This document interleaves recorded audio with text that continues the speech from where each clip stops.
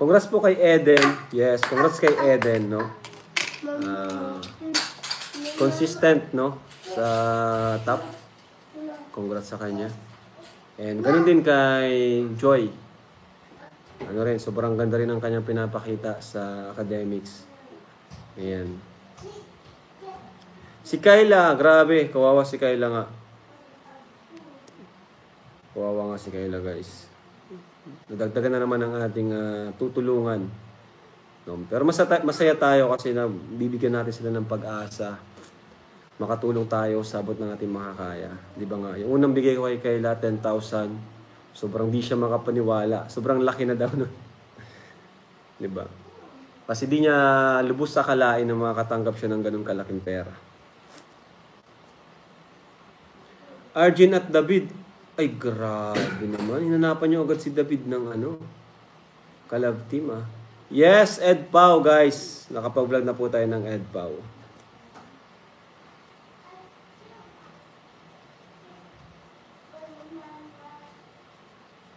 Edsy on K-Boys mission kay Mary Joy. Sige po. Pagkatapos po ng vlog natin. Kasi bukas po, mapunta tayo sa pabahay natin kay Viancy para alamin yung mga nangyari. Kasi gusto natin matapos ito kaagad bago magpasko. So baka, yan, mag-e-Edsy tayo bukas.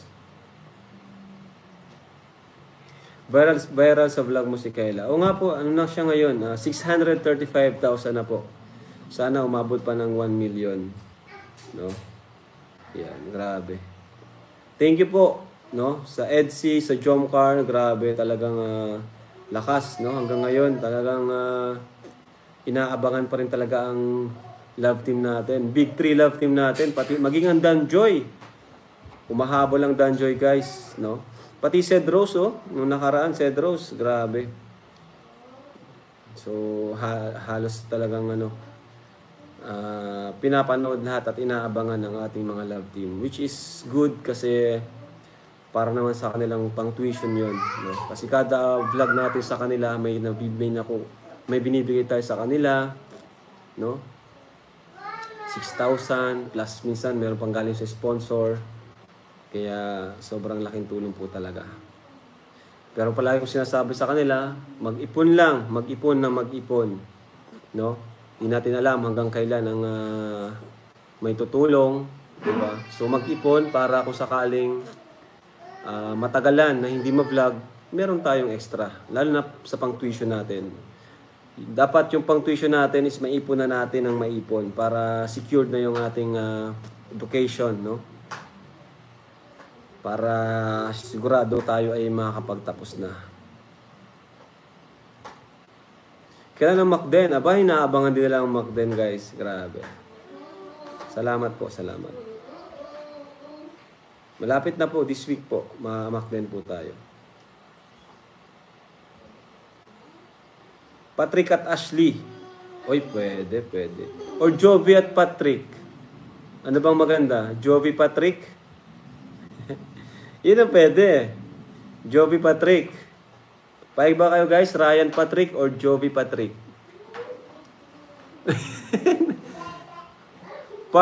Press 1 kung Patrick Jovi. Press 2 kung Ryan Jovi.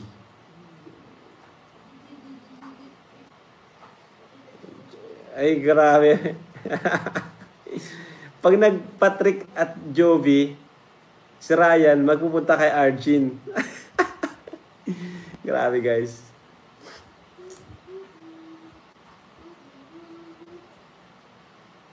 Grabe, daming Patrick Jovi.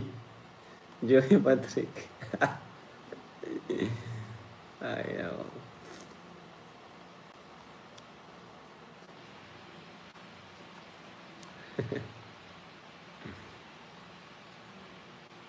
Second sem ni Joy, may sumagot na sa tuition. Grabe naman. Di ba, guys? No?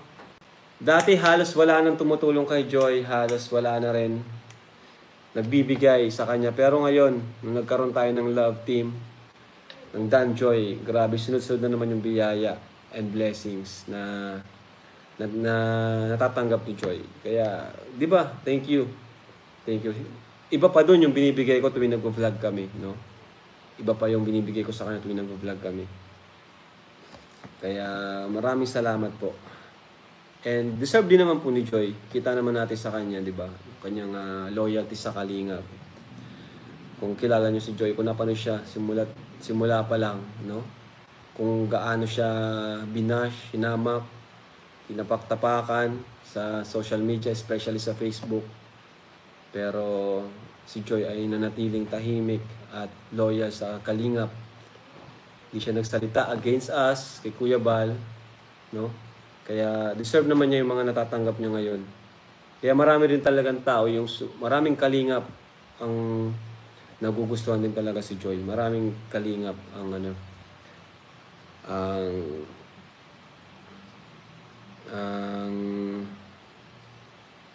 tumutulong sa kanya, no? At syempre, thank you din kay Kalingap Dan, na andyan siya, no? Para kay Joy. Thank you, Kalingap Rab, kasi may Dan Joy. Ayan. So, sana ay magkaayos na po ang lahat. Kasi may panibago na naman tayong dumating na ganyan. Na nawala na yung pagkakaisa muling nabuhay yung mga issues, no?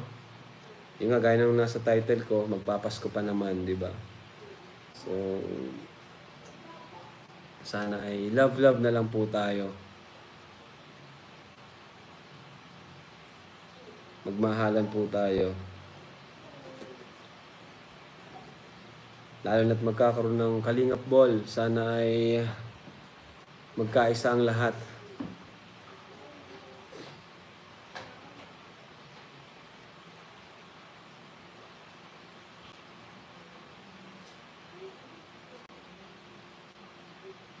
Sana ay premier din ng EDPA o Kalingap Rab. Tingnan po natin kung kaya ng kung mahaba po yung natin.